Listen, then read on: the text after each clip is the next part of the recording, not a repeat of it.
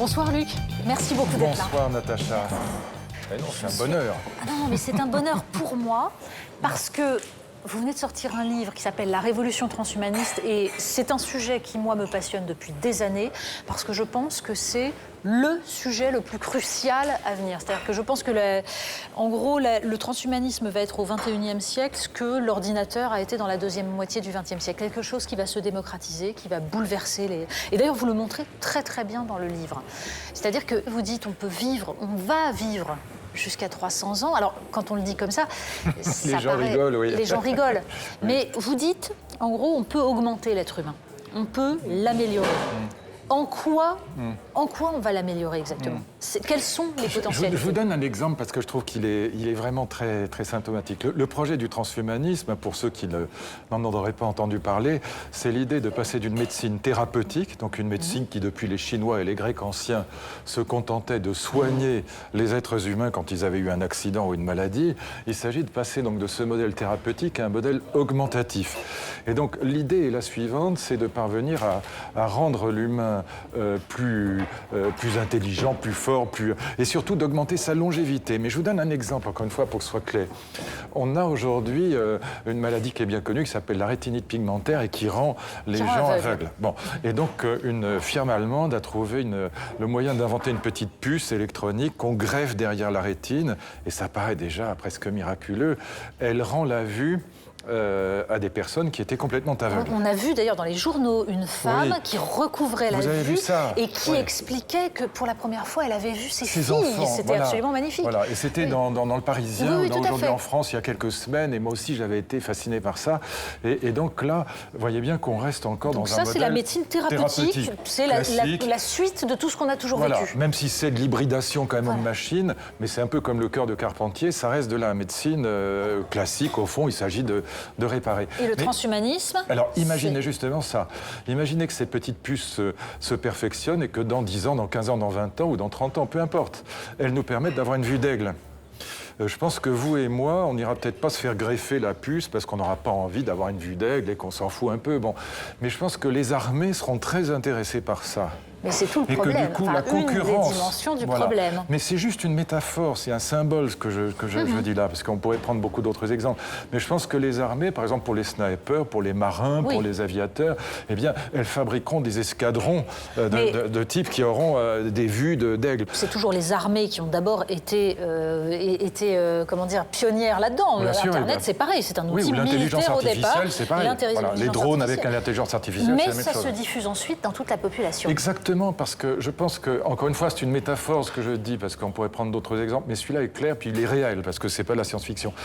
Imaginez après que ça gagne les familles, parce que si telle famille augmente son petit garçon ou sa petite fille, la famille du voisin aurait envie de faire... Quand vous dites augmente, c'est-à-dire par exemple, il donne une vue plus perçante, une capacité de concentration, une capacité de raisonnement plus importante, etc. Pour l'instant, on n'en est pas encore là, c'est-à-dire qu'il ne faut pas délirer, on n'en est pas encore là, mais on y est presque. Très vite. Mais évidemment. Le transhumanisme, il est déjà en marche, notamment aux États-Unis. Bien sûr. Et il se déploie selon 4 axes, c'est-à-dire à la fois les sciences cognitives, c'est-à-dire augmenter, par exemple, la capacité de concentration. Oui, l'intelligence artificielle, surtout. Les puces intégrées, la mécanique.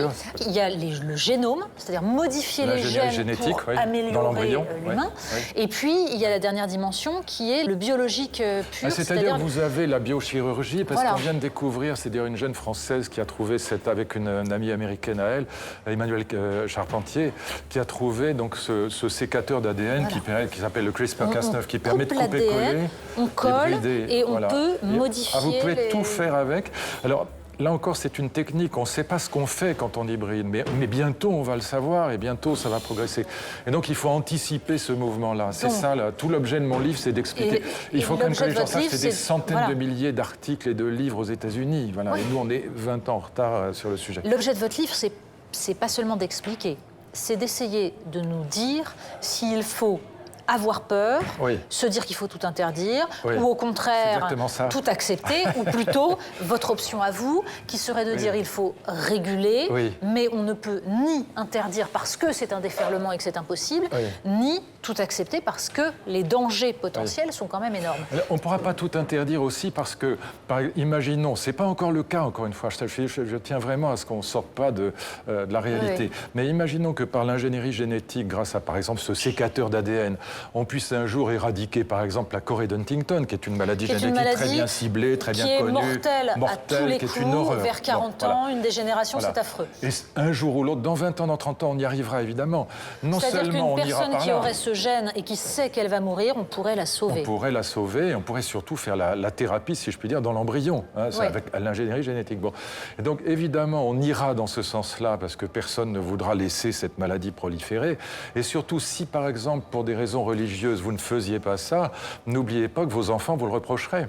Et donc ce sera évidemment un problème. Et donc ce que j'essaie de dire dans le livre, c'est que la régulation va être extrêmement difficile, comme sur Uber ou Airbnb, comme sur l'économie collaborative. Oui, d'ailleurs, vous faites le lien entre les deux et c'est ça la force du livre. Oui, en fait, parce qu'il n'y a pas de hasard à ce que ce soit Google qui à la fois travaille sur la voiture sans conducteur, la mort de la mort, comme ils appellent ça, et qui vendent des données et qui soit dans l'ubérisation de la société. Il y a une troisième révolution industrielle qui est celle du web et des NBIC, donc nanotechnologie, biotechnologie, informatique et cognitivisme. Et cette révolution industrielle qui est absolument passionnante a deux retombées qui sont d'un côté le transhumanisme, donc la médecine de l'augmentation, et de l'autre côté l'économie collaborative. Et dans les deux cas, il va falloir réguler. Regardez le conflit avec les taxis, avec les hôteliers. Alors, ce qui sera extrêmement dur à réguler, parce que ça paraît banal de dire il faut réguler, bon, test social-démocrate classique, mais c'est pas ça. C'est que ça va être très difficile pour trois raisons que je vous dis tout de suite très rapidement. Un, ces nouvelles technologies vont extrêmement vite et elles échappent aux opinions publiques comme aux hommes politiques parce que c'est très technique. Dépassé. Voilà. Ça va très vite à une vitesse folle. Deux, c'est hyper technique. Et trois, c'est international. Autrement dit, si le comité d'éthique français interdit ceci ou cela, mais que c'est autorisé. La fameuse règle, ça se fait ailleurs, donc les gens iront ailleurs. Ça ne changera rien, évidemment. On obligera simplement les femmes, c'est comme pour l'IAD, l'insémination artificielle avec donneur, on oblige les femmes à aller à Londres ou à Bruxelles, mais ça ne change rien. Et donc la Corée du Nord ou la Chine n'auront rien à foutre, pour être grossier, de nos comités d'éthique. Donc il faudra au minimum que ce soit des législations européennes. Donc la question de la régulation sera très difficile, et je veux dire très clairement que cette régulation ne peut être que politique, ça ne peut pas être des comités théodules. Les comités peuvent éclairer, mais il faudra que les politiques prennent leurs responsabilités. Pour l'instant, ils en sont à des années-lumière. Fondé sur quel principe? Parce que vous nous disiez très bien que les individus vont vouloir, et on le sait très bien, dès qu'il y a une possibilité qui s'offre, une possibilité thérapeutique par exemple, elle devient une norme sociale. On le voit, ce glissement. Donc à quel moment on dit aux individus, ce que vous le voulez librement, mais pour autant on vous l'interdit? Au nom de quoi? Je pense que là, il va falloir vraiment réfléchir aux principes. Pour moi, il y en a deux, mais encore une fois, je ne dis pas que j'ai raison, il faut en discuter. Un, je pense qu'on ne peut pas interdire à autrui de faire quelque chose si on n'a pas des raisons de le faire. C'est pourquoi, par exemple, j'étais favorable au mariage gay, non pas parce que je suis spécialement fasciné par le mariage gay, qui, pour être franc, n'est pas ma tasse de thé, mais parce que je n'avais aucune raison d'interdire à des homosexuels de se marier et que, à la limite, je pense que la démocratie, c'est la coexistence pacifique de modes de vie différents. Donc, réfléchir à la question de savoir quelle raison on peut avoir d'interdire à quelqu'un de faire quelque chose à partir du moment où ça ne nous atteint pas nous-mêmes. Je peux interdire le viol, le vol, le meurtre parce que ça nous atteint tous, mais après tout, pourquoi interdire à quelqu'un de se greffer une puce derrière les yeux si ça lui fait plaisir? Et le deuxième critère qui est beaucoup plus profond, à mes yeux, il faudra distinguer entre ce qui nous déshumanise et ce qui nous humanise. Pour moi, c'est ça le critère. Oui, il me semble que ce critère-là est plus valable, parce que votre critère, il faut réfléchir à pourquoi on interdit. Pardon, mais c'est le critère, par exemple, qui incite à dire, mais après tout, si des femmes veulent porter une burqa, si des femmes, voilà, c'est leur liberté, c'est leur choix, et du moment que ça ne nous impacte pas. À partir de quel moment? Mais si, justement, ça m'impacte. Ah non, mais là, par exemple, pour la burqa, c'est pas un bon exemple, parce que je vous dirais que ça m'impacte profondément, parce que je pense que c'est une insulte faite aux femmes, et que ça me touche, et que les femmes étant des hommes comme les autres, j'ai aucune raison Donc il y a d'accepter. des limites aux libertés individuelles. Évidemment. Le propre de l'humanisme moderne, de la Respublica, l'idée républicaine, c'est une idée absolument géniale qui tient dans une petite phrase dont on ne voit jamais la profondeur. Ma liberté doit s'arrêter là où commence celle d'autrui. Ça a l'air tout bête, mais la vérité, c'est que le projet républicain, si je puis dire, Respublica, c'est de construire un cosmos humain d'auto-limitation des libertés. Oui, mais il me semble que dans la définition question justement de la morale laïque Oui. qui fonde notre Oui. conception Oui. bioéthique Oui. à nous. Oui. Il y a Oui. aussi cette idée qu'on retrouve chez Kant, c'est Oui. pas seulement que ma liberté s'arrête là où commence Oui. celle d'autrui, Oui. c'est je ne dois jamais utiliser l'homme comme un moyen, Uniquement mais comme toujours une fin. comme une Oui. fin. Ou toujours Or, en même ça- temps comme une fin. Voilà. Oui, oui, bien mais sûr. or, Et ça, j'adhère totalement. Hein. Bien sûr, mais sauf que justement, Oui. ça veut dire que Oui. c'est pas seulement que ça ne doit pas déranger autrui, c'est que l'humain doit rester au cœur et l'humain dans sa dignité. Ne doit pas être instrumentalisé. Mais voyez, l'idée transhumaniste, je disais tout à l'heure, c'est d'augmenter l'être humain, mais il y a une autre idée et qui me paraît pas anti-kantienne, au sens où vous venez très justement de rappeler le principe de l'impératif catégorique kantien. C'est, en anglais, on dit « from chance to choice ». Ça veut dire quoi? Ça veut dire qu'il s'agit non seulement, comme on l'a fait dans la République, de lutter contre les inégalités sociales. Par exemple, nos systèmes d'enseignement, les ZEP, par exemple, on met plus de moyens dans les ZEP, dans les zones difficiles. Bon, c'est tout à fait la lutte contre les inégalités sociales, telle que l'État-providence républicain l'a comprise. Mais il s'agit aussi de lutter contre les inégalités naturelles. La Corée d'Huntington ou la mucoviscidose, ça vous tombe dessus sans que vous ayez rien fait de mal. Oui, mais c'est quoi la limite des inégalités naturelles? Bah, la C'est-à-dire, limite, c'est- par exemple, si j'estime que dans nos sociétés, ce qui est vrai, on réussit mieux quand on est considéré comme à peu près avenant, quand on est grand. Oui, c'est sûr, oui. Voilà, je vais faire en sorte Y a de pas de doute, changer oui. mes enfants pour leur donner toutes les chances. Mais justement, le problème, j'ai pas la réponse et je ne veux pas l'avoir. Ce que je dis simplement, c'est qu'il y a urgence absolue à anticiper ces questions et à les organiser au niveau politique.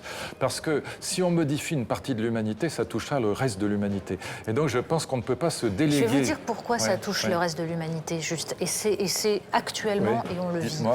Parce Oui. que vous citez dans votre livre le fait, et c'est vrai, qu'on pratique un eugénisme permanent, Oui. mais tout à fait, qui Oui, n'a la rien de myosynthèse. choquant, l'amniosynthèse qui permet d'éliminer 97% Exactement. des enfants qui sont embryons porteurs de la trisomiques. trisomie 21. Ouais. Voilà. Or, moi, j'ai déjà entendu un politique m'expliquer qu'il n'y avait pas besoin de construire des centres pour les handicapés en France. La France a un retard monstrueux. Dans le nord de la France, tous les handicapés de les sont obligés éliminer à d'aller la en naissance, Belgique. ouais. Voilà, il suffit de les éliminer à la naissance. Oui, ce qui est affreux, Donc, oui. ben voilà. Oui, Sauf que oui. on en est là, et c'est Oui. ça. Et question simple. Michel Petrucciani, pianiste jazz, Oui. qui était nain, qui Oui, était mais- handicapé, Oui. sa vie valait la peine d'être vécue ou pas? Il Mais aurait évidemment. été éliminé Mais à la même, naissance. Mais même la vie, quand vous avez autour de vous, comme moi j'imagine, des parents qui ont un enfant trisomique, ça vaut Mais la vie, ça- voilà, bien ça- sûr. cette évidemment. vie-là vaut la Mais peine. La parabole, Et elle est belle. Mais bien sûr, évidemment. Mais justement, dans le transhumanisme, là encore on peut discuter, hein, bien sûr, moi, je ne suis pas transhumaniste du tout, mais on peut discuter là-dessus. L'idée est justement de faire exactement l'inverse de l'eugénisme exterminateur ou éliminateur, mais de faire un eugénisme qui corrige dans l'embryon. Et alors, le grand projet derrière, parce qu'on a dit augmentation, from chance to choice, c'est-à-dire de la loterie génétique aveugle au choix de l'ingénierie génétique. Et puis le troisième, évidemment, c'est Calico, la grande entreprise de Google, Californian Life Company, qui veut augmenter la vie humaine dans un premier temps d'une vingtaine d'années. Je vous rappelle que pour l'instant, tout au long du XXe siècle, on a augmenté considérablement l'espérance de vie des êtres humains. En 1900, elle est de 45 ans en moyenne, hommes et femmes confondus. Dans mon enfance, en 1951, je suis né en 51, l'espérance de vie de 63 ans et aujourd'hui, elle est d'un peu plus de 80 ans. 84 ans pour les femmes et 79 ans pour les hommes en France. Bon. Mais on a augmenté l'espérance de vie des Français uniquement pour l'instant en éradiquant les morts précoces. Donc essentiellement grâce aux antibiotiques. On n'a pas Non. amélioré Non. réellement, Non. on va dire, l'espérance de vie en bonne santé. En bonne santé, voilà. Mais on l'a fait sur les souris. Et donc, ce qui est très intéressant sur les souris de Rochester, donc tapez sur Google, allez voir souris transgéniques de l'université de Rochester, elles vivent 30% plus vieilles, en bien meilleure santé, avec une beaucoup plus grande mobilité, pas de cancer, pas de maladie cardiaque, pas de cataracte, et une mobilité beaucoup plus grande. Alors là encore, si un de mes amis biologistes, je les ai consultés, et, on les voit j'ai fait des cours avec Jean-Didier absolument Vintor, bon, je ne veux pas dire des conneries, bon, il me dirait, oui, mais les souris, c'est pas des hommes. Évidemment qu'ils ont raison, et le cerveau humain est bien mais plus commençons à compliqué. réfléchir, il faut anticiper. Mais évidemment, parce Alors, que si on le fait pour des souris et qu'on y arrive pour justement. des souris, dans 30 ans, dans 40 ans, dans 50 ans, on y arrivera pour les humains. Augmenter la vie des hommes, très bien. Oui. Qu'est-ce que ça implique dans le rapport entre générations? Parce que si Ça on changera commence tout, à ouais. anticiper, voilà, Oui, ça évidemment, change ouais. tout. Évidemment. Ça veut dire Ça va que tout changer. parce que c'est un rapport de force aussi, le rapport entre générations. Oui parce et que, non, parce que reculer c'est la mort, compliqué, oui. on le voit très bien aujourd'hui. Nous sommes dans Oui, des sociétés oui. qui déjà refusent la mort. La vérité, c'est que la mort et la vieillesse sont extrêmement naturelles. naturel. Mais je vais vous dire très sincèrement, c'est très naturel aussi de lutter contre la mort et la vieillesse. Je ne connais aucune femme autour de moi qui n'utilise à un moment ou à un autre telle ou telle petite crème anti-rides ou qui va plus loin et fait de la chirurgie esthétique. D'ailleurs, la chirurgie esthétique est un cas très important, très intéressant pour les transhumanistes parce qu'ils disent, voilà, la chirurgie esthétique, c'est le maillon intermédiaire entre la médecine thérapeutique et la médecine augmentative. Parce que la laideur n'est pas une maladie que je sache. Or, la chirurgie esthétique est là pour la soigner, si je puis dire. On peut vous opposer exactement ce qu'on oppose à la chirurgie esthétique, à savoir que c'est une façon, j'allais dire, de vendre du rêve et de n'absolument pas guider l'être humain vers la sagesse, c'est-à-dire l'acceptation de ce qu'il est, de ses limites. Oui, mais non, sauf que y a Nick Bostrom, qui est un des piliers, donc un prof à Oxford, un très grand biologiste, un Suédois qui enseigne à Oxford, il a écrit une petite fable qui s'appelle Le dragon tyran. Et ce dragon tyran, c'est la mort. Et donc, ce qu'il explique, c'est que pendant très longtemps, l'humanité, soit avec les religions ou avec les sagesses anciennes, par exemple le bouddhisme, nous a appris à accepter la vieillesse et la mort. Mais à partir du moment où on pourrait lutter contre la vieillesse et la mort, au fond, sa thèse est la suivante, c'est que ces sagesses deviennent non seulement des blagues, mais elles deviennent nuisibles. Et donc, il y a tellement de livres à lire, tellement de femmes à aimer, tellement d'hommes à aimer, que, évidemment, l'idée de vivre 20 ans, 30 ans, 40 ans, 50 ans, voire 100 ans ou 200 ans de plus, est une idée qui peut nous enchanter. Ça posera plein de problèmes, mais on ira. Je vais vous dire une chose. On ira. Je dois avoir très mauvais esprit. Oui, quand je lis votre livre, allez-y. Moi, je ne peux que penser, on l'a dit tout à l'heure, que ce n'est pas un hasard si ce sont vraiment les multinationales américaines, les GAFA qui s'approprient les données, qui font de l'argent avec nos données et qui aussi sont transhumanistes. Et ça me rappelle que les OGM, on nous explique que c'est pour lutter contre la faim dans le monde, que ça va être formidable. Ça, c'est le projet. Le résultat, c'est une multinationale qui s'approprie les semences et qui est en train de faire crever tous les paysans, non seulement des pays comme les nôtres, mais aussi des pays émergents, parce qu'il y a une appropriation du vivant. Donc, je ne sais pas pourquoi, j'ai tendance à penser que le lien entre économie et transhumanisme... Non, mais évidemment, les GAFA sont derrière. Le transhumanisme est financé très, très largement, plus que par n'importe qui d'autre, par Google, qui a créé l'Université de la Singularité en 2008 et Calico en 2013. Mais bien sûr, vous avez raison de dénoncer les dérives néolibérales, et je le fais aussi dans les mêmes termes que vous dans mon livre, mais en même temps, il y a quand même une lame de fond vraiment démocratique, si je puis dire, d'appropriation de son destin par les individus. Et c'est ça que vous n'empêcherez pas et que personne n'empêchera. C'est vrai, mais j'ai tendance à penser que peut-être, face à tout ce que vous décrivez, il y a une vertu grecque qu'il faudrait réhabiliter, qui est la juste mesure. Oui. Qu'en fait, mais ça relève de l'éducation, la culture, l'intelligence.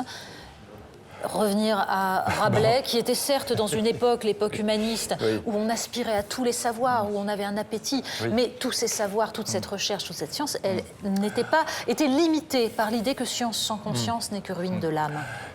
Écoutez, moi, comment on la construit, la conscience? J'adore ce que vous dites, c'est pour ça que j'ai écrit ce livre. Je l'ai écrit, je crois, de la façon la plus claire qui soit, pour que les gens puissent s'approprier ces idées, puissent les comprendre et qu'on fasse avancer la question de la régulation. Parce que dans l'état actuel des choses, pour ça que je souris en vous entendant, si on doit dépendre de l'intelligence et de la conscience, on est mal barré. Parce qu'à l'Assemblée nationale, s'il y avait un terreau écrit sur Big Data, Internet des objets et transhumanisme, je pense qu'on aurait quelques zéros pointés. Je crains beaucoup aussi. C'est ça qui m'inquiète. Et c'est pour ça que j'ai écrit ce livre, c'est pour leur dire, mais au lieu de vous intéresser au 19e siècle, qui est formidable, que j'adore, je suis un grand lecteur de Hugo et passionné d'histoire, mais intéressez-vous à l'époque que nous vivons et à celle dans laquelle nos enfants vont vivre. C'est aussi ça l'enjeu de ce livre.